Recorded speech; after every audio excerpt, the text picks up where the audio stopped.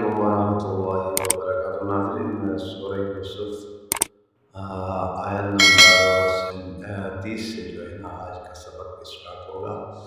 अऊज़ु बिल्लाहि मिनश शैतानिर रजीम, बिस्मिल्लाहिर रहमानिर रहीम। फलम्मा समिअत बिमक्रिहिन्न अरसलत इलैहिन्न वअअतदत लहुन्न मुत्तकअन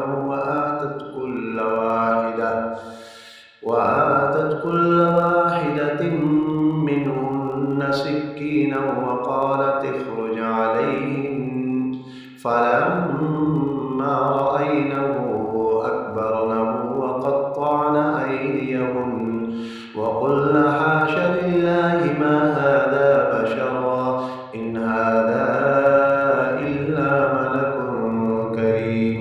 قالت فذلكن الذي لمتنني فيه ولقد راودته عن نفسه فاستعصم ولئن لم يفعل ما آمره ليسجنن وليكونا من الصاغرين.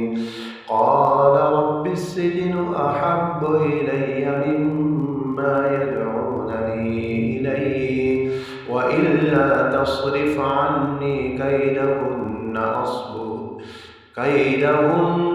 أصب إليهن وأكن من الجاهلين.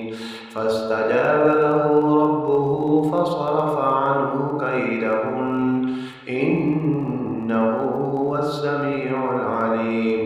ثم بدا لهم من بعد ما رأوا الآيات ليسجننه حتى حين.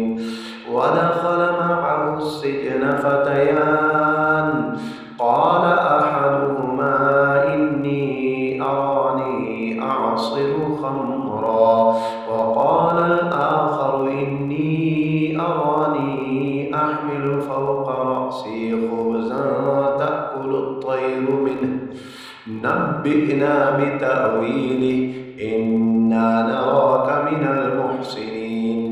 قال لا يأتيكما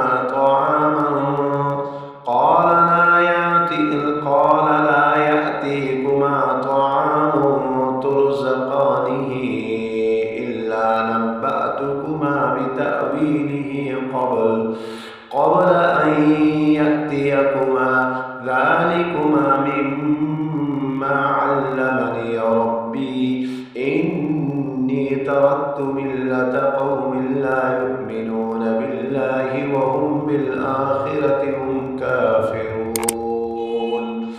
आयत नंबर 37 तक मुकम्मल हो गया। नेक्स्ट वीडियो में मुलाकात होगी। अस्सलाम वालेकुम।